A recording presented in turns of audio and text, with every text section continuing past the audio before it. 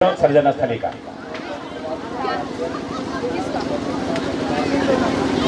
सकरदास नवादा के गौतम कुमार जी बंधुआ की।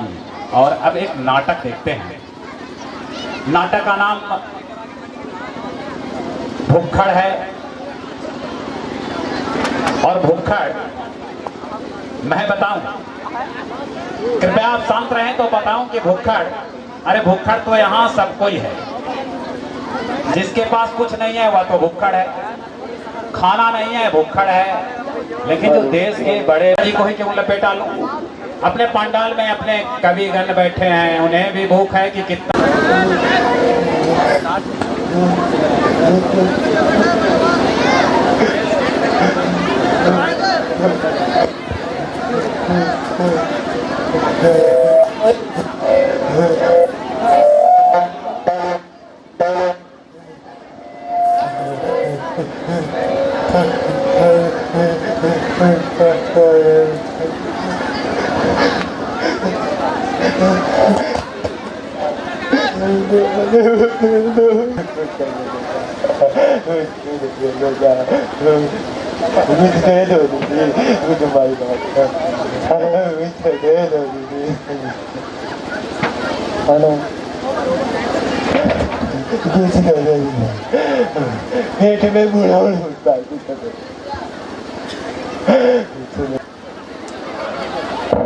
साले मेरे को क्यों भगाया उधर से? मैं कितना अच्छा सो रहा था, पता है? पहले आप लालू यादव का गप्पा में सोता था, साला मेरे को भगा दिया। अबे तू कौन है रे, मेरे जगह पे सो रहा है? मेरे जगह पे क्यों सो रहा हूँ?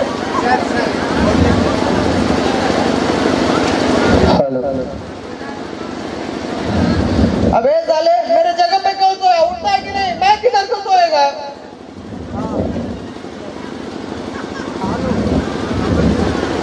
अच्छा ठीक है, मैं इधर ही सो जाता हूँ। देख भाई, बुरा मत मानना।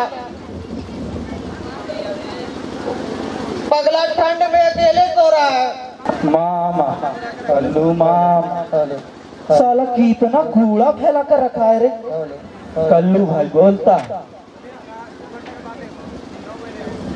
कचरा को साफ करो, कचरा को साफ करो। बड़ा बड़ा टूरिस्ट लोग पटना को देखे, परंतु इन लोगों को क्या, बाबू लोग को क्या? चल बेड़ो, अपना तो धंधा है। अरे साला अखबार पढ़ता है, वो भी फाड़ के।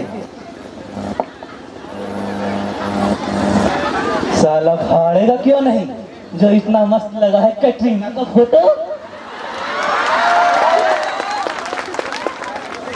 अबे देखता नहीं, तेरा बाप लक्का झाड़ लगाने आया है।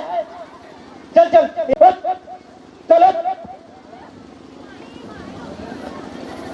अबे तेरे को क्या अलग से बोलेगा, दिखाई नहीं देता क्या? चल चल चल। नहीं साहब, साहब दे दो साहब। नहीं साहब, नहीं साहब दे दो साहब। खाने के वास्ते 2-3 दिन से कुछ खाए नहीं साहब, पेट में मरोड़ उड़ता था। अरे तू अभी तक इधर ही सो रहा है? ठीक है साहब, ठीक है साहब, तू अभी तक इधर ही सो रहा है? क्या बोला था मैं तेरे को? साहब ठीक है ठीक है ठीक है, इसको मैं साफ करता हूँ। तू क्या है रख के, क्या बोला था मैं तेरे को? साहब 2-3 दिनों से कुछ खाया नहीं साहब, पेट में मरोड़ उड़ता था। बोलता है साहब। साहब को साहब, साहब दे दो साहब। ठीक है साहब, जाइए साहब जाइए साहब। हाँ मैं बोलता हूँ ये बस 2-3 दिनों का ही मेहमान है, समझा ना? जी साहब। तू इसे खाने पीने के वास्ते पैसा मत मांग, समझा ना? ये जो समाज के लोग जो बैठे हुए बाबू लोग हैं, क्या देंगे तुम्हें, क्या देंगे तुम्हें मालूम है? क्या साहब? ये लोग जितना भी है 1 रुपया 2 रुपया देंगे, समझा ना? और अगर यही हमारा है बहुत बड़ा बड़ा काम आ रहा है अपन को, अब अपने लोग को या धंधा करने का तू भी लेगा। हाँ तेरे को भी देगा, तेरे को भी देगा। कुछ देने का ना साहब, कुछ देने का ना साहब, साहब कुछ देने का ना साहब, दे दो ना साहब। साहब बड़ा साहब आ रहा है, बड़ा साहब आ रहा है। साहब साहब कुछ देने का ना साहब, साहब अपन का बात देने का साहब, साहब अपन का बड़ा बाप है साहब, साहब देने का ना साहब, साहब साहब कुछ कहा है साहब।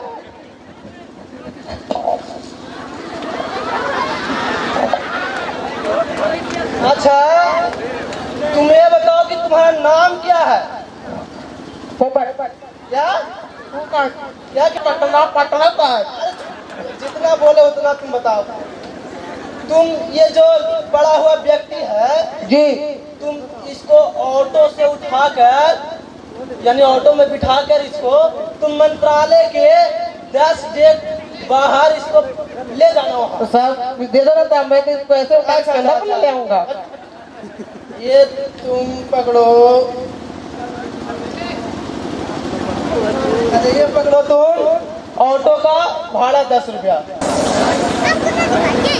नमस्कार माधव जी, नमस्कार। नमस्कार। और कहिए रोहित जी, आपकी कृपा से सब बहुत बढ़िया है। का हाल बा? अरे वो कल जो होम मिनिस्टर का स्टेटमेंट था ना, अरे भाई देखे, अब उस पर हमको कहना था जो हम कह दिए। अब हम कोई चापलूसी तो करता नहीं हूँ। पर सर वो क्या है ना सर कि जो ये अंडरवर्ल्ड के साथ आपका देखे सर फोटो सर। अरे फोटोग्राफ से का होता है?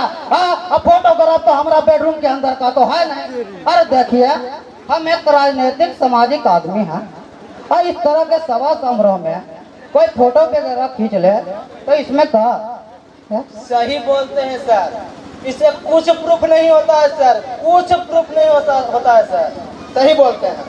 अरे देखिए, हम एक ही बात जानते हैं, वो कहा है ना कि मौका सबको बराबर मिलता है। पर सर वो क्या है ना सर कि जनता में गलत मैसेज चला जाता है सर। और देखिए होम मिनिस्टर साहब वो कौन कर रहे हैं, इनकाउंटर पर इनकाउंटर करवा रहे हैं, किस लिए? तो इमेज बचाने खातिर। पुलिस को पूरा छूट दे दिए हैं, किस लिए?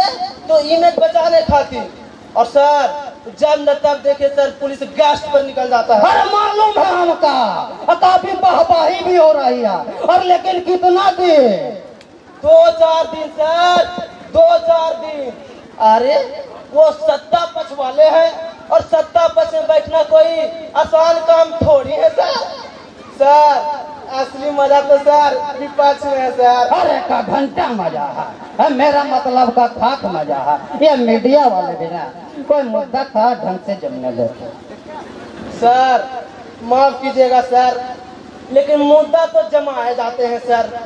और देखिए सदन के बाहर यदि हम लोग मीडिया वाले कोई मुद्दे को उठाते हैं तो सदन के अंदर आप ही ने उसको पछाड़ने का काम करते हैं सर।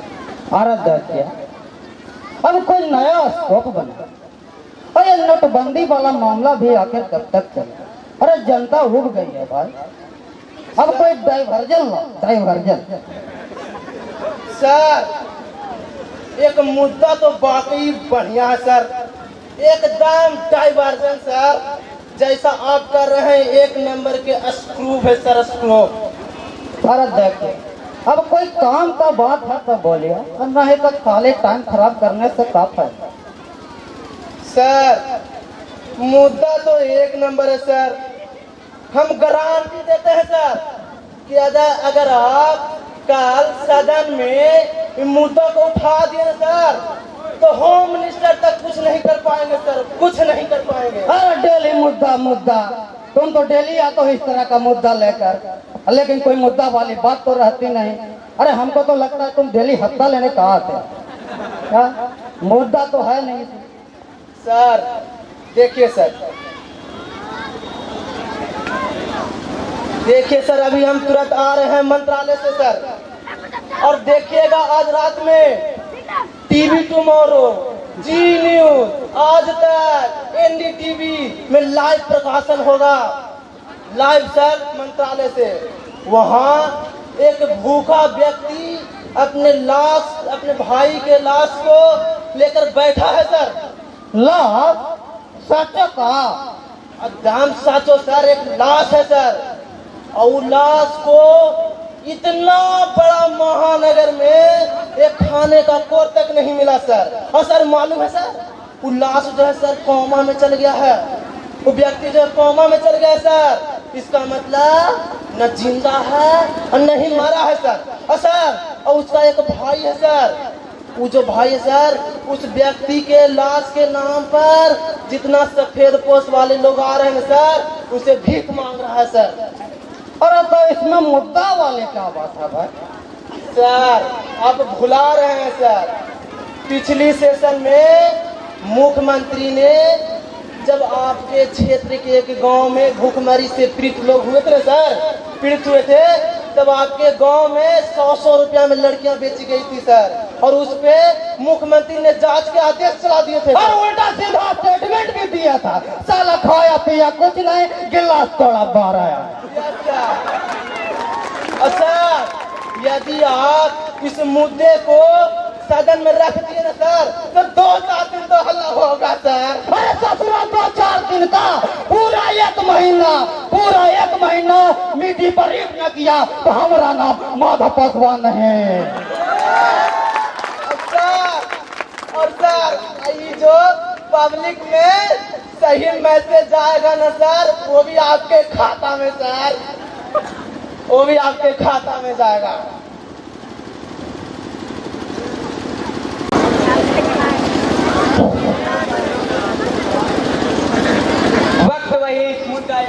वक्त वही मुद्दा अलग। इसी पर होगी आज खास बात। जनता के दरबार में दो वरिष्ठ राजनेताओं के बीच जो है आमने सामने। जी हाँ, आप देख रहे हैं आमना सामना अपना पसंदीदा चैनल टीवी टुमारो पर, और मैं हूँ आपका होस्ट और दोस्त गौरव भारती। मेरे एक तरफ है सत्ता पक्ष की ओर से राज्य के गृह मंत्री माननीय राम देसाई जी, और दूसरे तरफ है विपक्ष पार्टी के वरिष्ठ नेता या महासचिव माधव जी।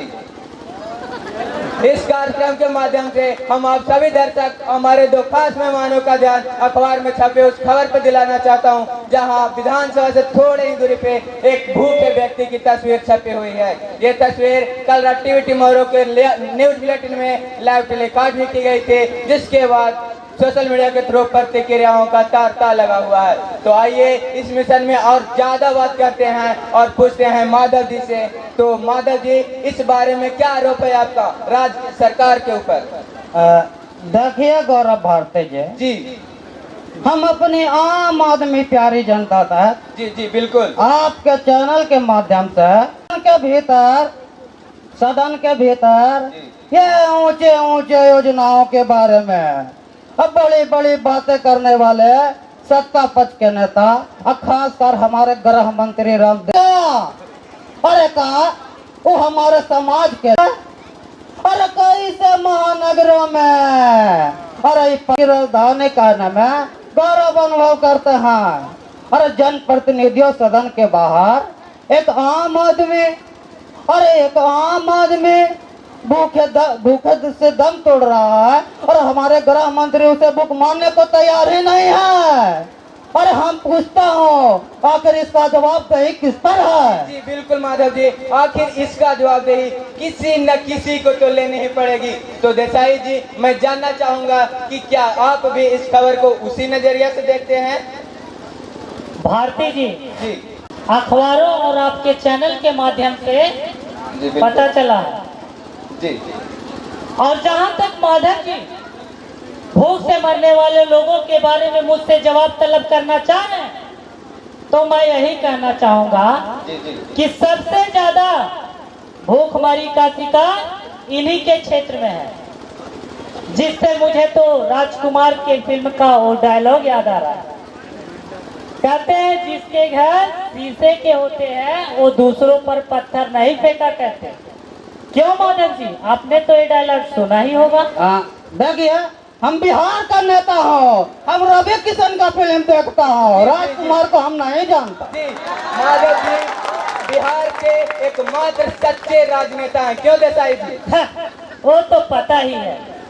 फिर मैं यही कहना चाहूंगा कि मामला गंभीर होता नहीं, मीडिया वाले उसको कुछ ज्यादा ही मिर्च मसाला लगाकर छापते और दिखाते हैं। देसाई जी मीडिया तो निष्पक्ष होती है, फिर भी आरोप हम मीडिया वाले पे ही लगते हुए आए हैं। तो क्या इस स्थिति को माधव जी भी भूखे व्यक्ति की स्थिति को खराब नहीं समझते? अरे गौरव भारती जी, अरे स्थिति इससे खराब और सब ना क्या हो सकती है जी। अरे कि सदन के बाहर, अरे सदन के बाहर एक भूखा व्यक्ति मर रहा है और हमारे गृह मंत्री उसे भूख मारने को तैयार ही नहीं है।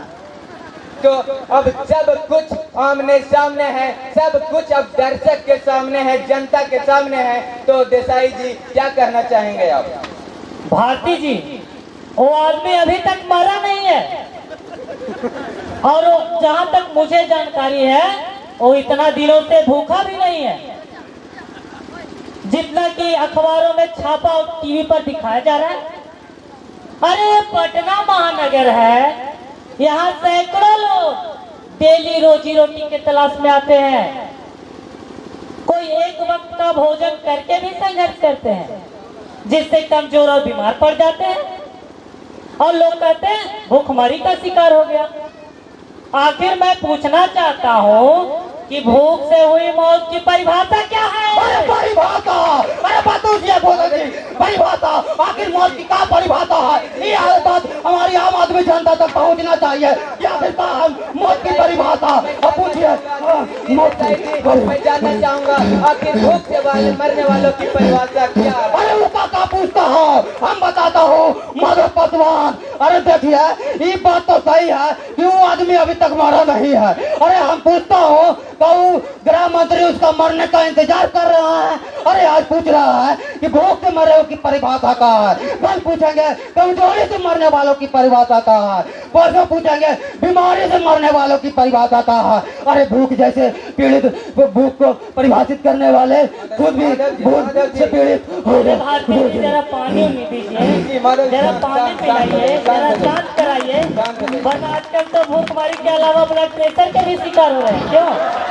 बस देखिए हम एक बिहार के एक एक एक स्वस्थ बता दे कि जो माधव जी हैं जितने बढ़िया राजनेता हैं उतने बढ़िया अभिनेता भी हैं, क्यों माधव जी? जी माधव जी हम आपको बोलने का मौका भरपूर देंगे। तो देसाई जी क्या आप सब कुछ जनता के सामने है, तो क्या कहना चाहेंगे, क्या संदेश देना चाहेंगे जनता को आप?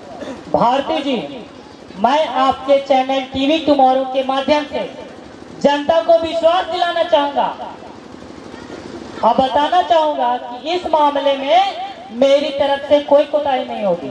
जी जी मैं और जल्द से जल्द इसकी रिपोर्ट मैं आपके सामने पेश करूंगा। जी जी मैं मानता हूं कि देसाई जी के इस बयान से आप सभी दर्शक और हमारे माधव जी संतुष्ट हों, क्यों माधव जी संतुष्ट हैं? अरे भाई, अरे हम तो सभी के बातों से संतुष्ट रहते हैं। वो तो अभी हमने देखा कि भूख से मरने वालों की परिभाषा पे कितना संतुष्ट थे आप। अरे वो तो ठीक है, लेकिन हम अपने आम आदमी प्यारी जनता तक आपके चैनल के माध्यम से ये बात पहुंचाना चाहते हैं कि 10 दिन के अंदर, पूरे 10 दिन के भीतर अगर इस पर कार्रवाई नहीं किया गया तो हम माधव पासवान अनिश्चित काल के लिए अनशन पर बैठ जाऊंगा, ताकि हम इस देश का सच्चे नेता हैं।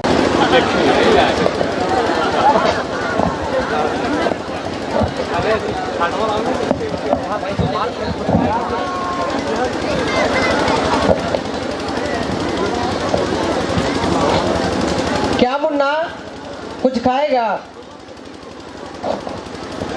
तो जब से मिला जब से ऊपर ही देखते रहता है। आसमान से कुछ गिरेगा क्या मुन्ना? जानते हो मुन्ना, तुम जब से मिले हो ना, आप जब से मेरा पेट का प्यास बुझ गया मुन्ना। बहुत मेरा बड़ा बाप है ना, बहुत अच्छा है। अरे अरे कहाँ है वो आदमी? हमें भी तो दिखाओ जरा।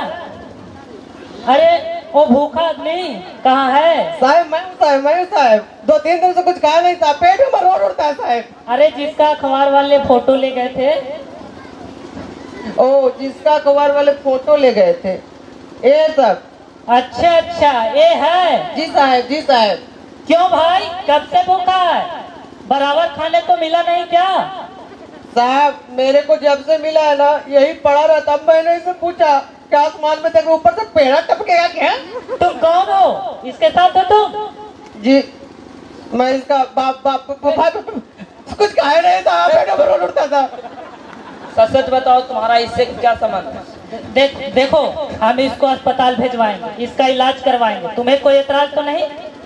अस्पताल नहीं साहब, लेकिन साहब अपने को कुछ मिलेगा? भजा करते हो?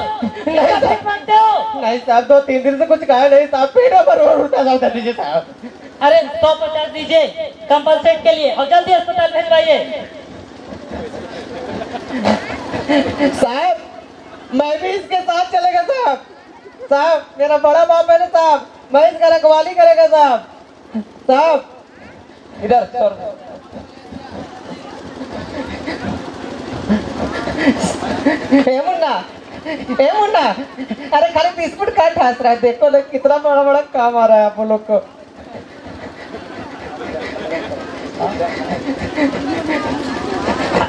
हे मुन्ना, आप लोग बड़ा बड़ा धंधा करेगा, खूब पैसा कमाएगा।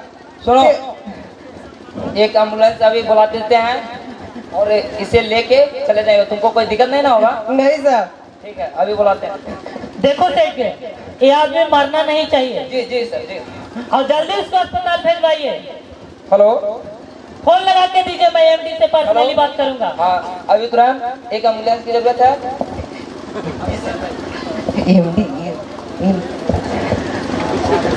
हाँ एमडी सर।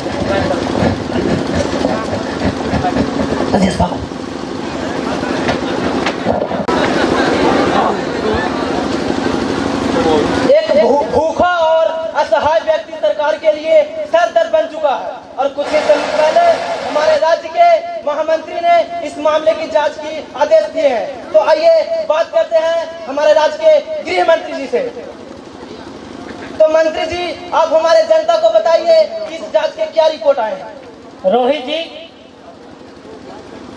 इसकी जांच मैंने व्यक्तिगत रूप से की है, और इसकी रिपोर्ट मैं आपके ही चैनल टीवी टुमारो के माध्यम से जनता तक रखना चाहूंगा, और बताना चाहूंगा कि 25 जनवरी को विधान भवन के मार्ग पर आपके प्रोग्राम में जिस व्यक्ति को दिखाया गया था, उसकी मौत भूखे रहने से नहीं बल्कि अत्यधिक नशे की वजह से हुई है। साथ ही साथ आदमी उसको लिटाकर उसका भीख मांगा करता था। 2-4 रुपया मिलता, वो उसी से नशे का इंतजाम करता। अरे अब तो सोचने की बात है कि आखिर नशे पर पैसा खर्च करने वाला व्यक्ति भूखमरी का शिकार कैसे मान सकते हैं। और यहाँ पे देसाई जी का कहना बिल्कुल जायज है। तो देसाई जी, आप हमारे जनता को बताएं कि उस व्यक्ति के लिए आपने व्यक्तिगत रूप से क्या किया। जी, मैंने उसके नाजुक हालत पर तरस खाकर इमीडिएट अस्पताल भेजाने का आदेश दिए थे, लेकिन कमजोरी के वजह से उसने रास्ते में ही दम तोड़ दिया। तो सूत्रों को हवाले से आप साहब जी, एक रोटी तो दे दीजिए साहब जी। दीदी और उठ रहा है, दे दीजिए ना एक रोटी। साहब जी, साहब जी आप दे दीजिए ना साहब जी। मेम साहब पेट के वास्ते दे दो मेम साहब, कुछ तो मर जाएगा, अपना बेटा समझ के तो दे दीजिए मेम साहब, अपना बेटा समझ के खाने को दे दीजिए ना। ये चौक ये भिखारी मर जाएगा तो चौक सुना लगेगा मेम साहब, आप दे दीजिए ना।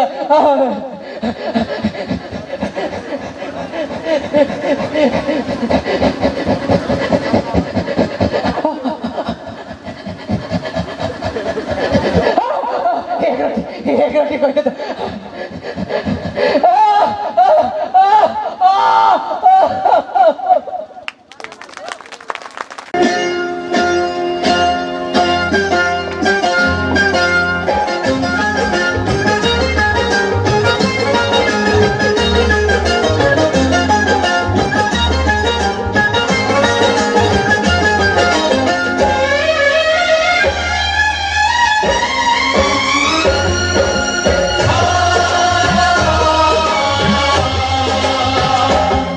हम मेहनत कश इस दुनिया से जब अपना हिस्सा मांगेंगे, एक बाग नहीं एक खेत नहीं हम सारी दुनिया मांगेंगे, एक बाग नहीं एक खेत नहीं हम सारी दुनिया मांगेंगे। हम मेहनत कश इस दुनिया से जब अपना हिस्सा मांगेंगे, एक बाग नहीं एक खेत नहीं हम सारी दुनिया मांगेंगे, एक बाग नहीं एक खेत नहीं हम सारी दुनिया मांगेंगे। हम मेहनत कश इस दुनिया से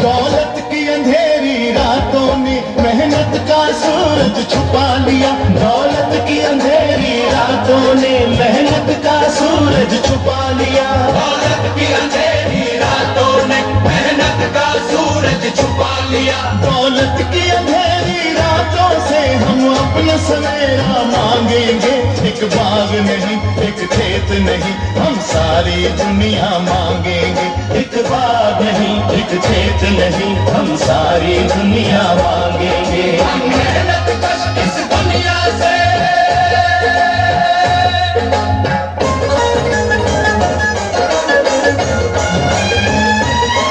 क्यों अपने खून पसीने पर हक हो सरमायादारी का, क्यों अपने खून पसीने पर हक हो सरमायादारी का, क्यों अपने खून पसीने पर हक हो सरमायादारी का। मजदूर की मेहनत पर अब हम मजदूर का कब्जा मांगेंगे, एक बाग नहीं एक खेत नहीं हम सारी दुनिया मांगेंगे, एक बाग नहीं एक खेत नहीं हम सारी दुनिया मांगेंगे। हम मेहनत कश इस दुनिया से जब अपना हिस्सा मांगेंगे, एक बाग नहीं एक खेत नहीं हम सारी दुनिया मांगेंगे, एक बाग नहीं एक खेत नहीं हम सारी दुनिया मांगेंगे। हम मेहनत कश इस दुनिया से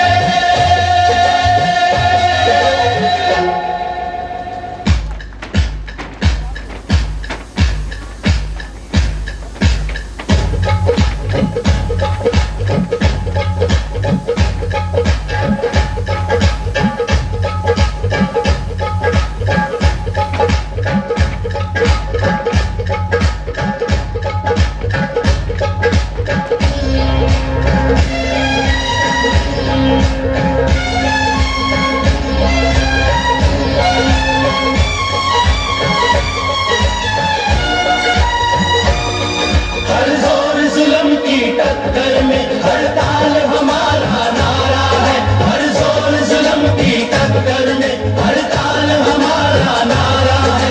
हर जालिम से टकराएंगे, हर जुल्म का बदला मांगेंगे, एक बाग नहीं एक खेत नहीं हम सारी दुनिया मांगेंगे, एक बाग नहीं एक खेत नहीं हम सारी दुनिया मांगेंगे। हम मेहनत कश इस दुनिया से जब अपना हिस्सा मांगेंगे, एक बाग नहीं एक खेत नहीं हम सारी दुनिया मांगेंगे, एक बाग नहीं एक खेत नहीं हम सारी दुनिया मांगेंगे। हम मेहनत कश इस दुनिया से नहीं हम सारी दुनिया मांगेंगे। अरे आपसे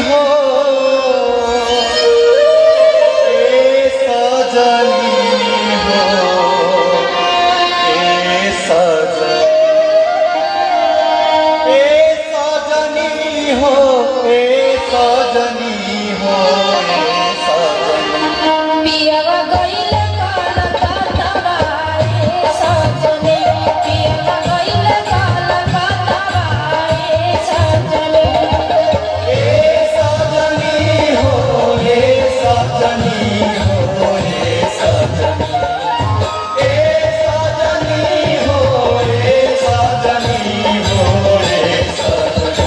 पियवा गइल काला कातवा रे सजनी पियवा गइल काला कातवा रे सजनी दूर दिहल पाती पतन नातवा रे सजनी दूर दिहल पाती पतन नातवा रे सजनी गिरती भीतरे परातवा रे सजनी गिरती भीतरे परातवा रे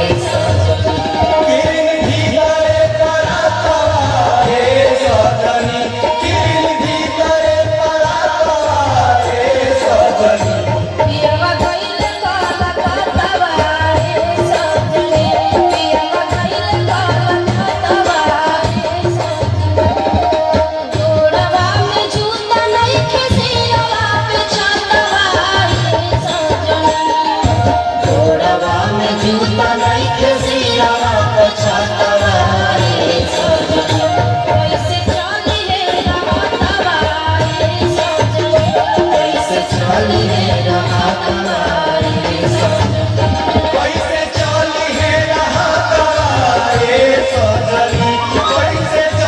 रे रहातवा रे सजनी पियवा गइल काला कातवा रे सजनी पियवा गइल काला कातवा रे सजनी सोचता सोचत बीत बात दिन रातवा रे सजनी सोचता सोचत बीत बात दिन रातवा रे सजनी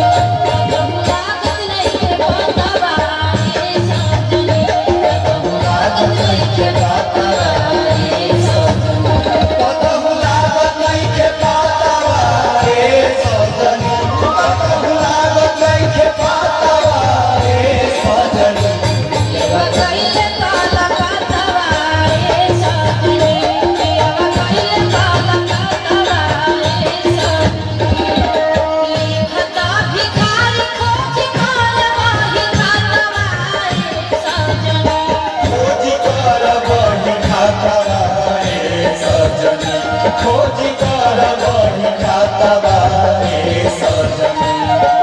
लिखता भिखारी खोज खालवा खातवा रे सजनी प्यारी सुंदरी के बातवा रे सजनी प्यारी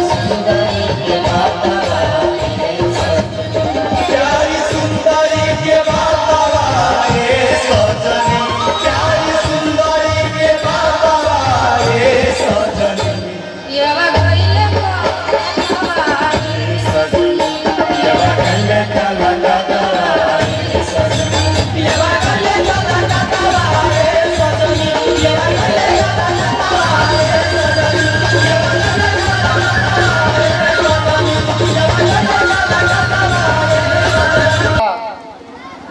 कि 27 जनवरी को ऑटो स्ट्राइक हो गई।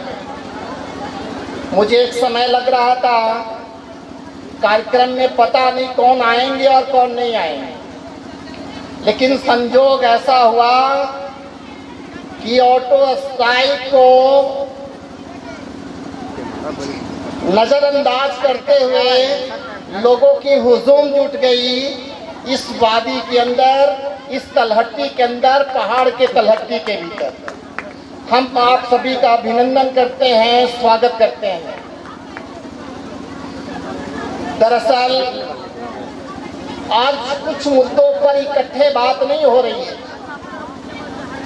तो हमने सोचा कि इकट्ठे बात करने के लिए कुछ कल्चरल प्रोग्राम किया जाए ताकि दिल का बात आप तक पहुंचाया जाए। व्यस्तता इतनी है कि आज रोजी रोटी और रुपया के चक्कर में हम लगातार भाग रहे हैं और भागकर जाएंगे कहाँ, इसका कोई लक्ष्य हमारे पास नहीं है।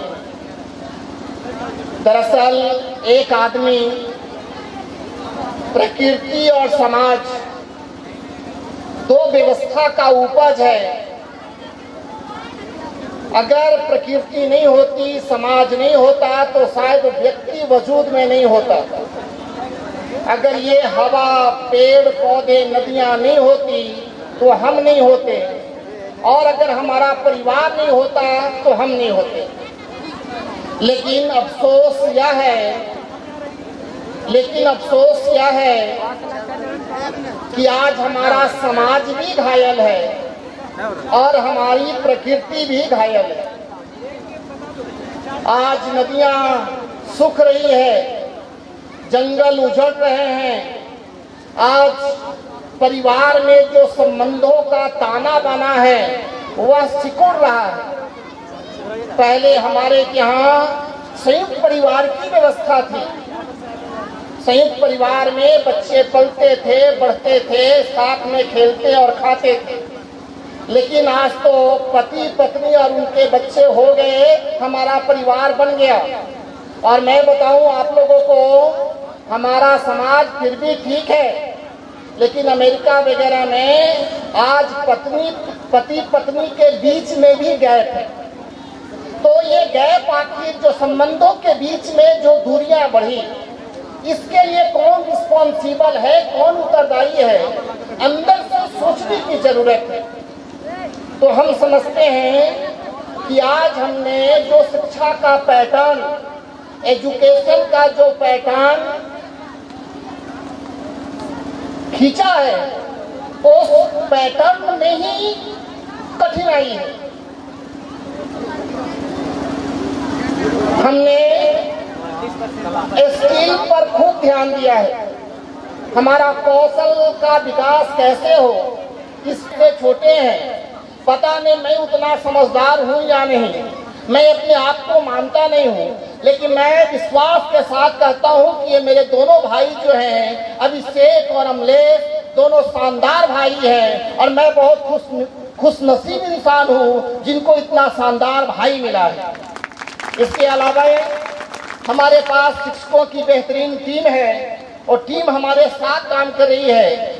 और 2021 तक हमारी ऐसी कोशिश होगी कि मैं एक ऐसा रिसर्च डेवलप करूं जिससे मानव के अंदर स्किल भी आए और संबंधों को, समझ को समझने की उसमें क्षमता भी आए।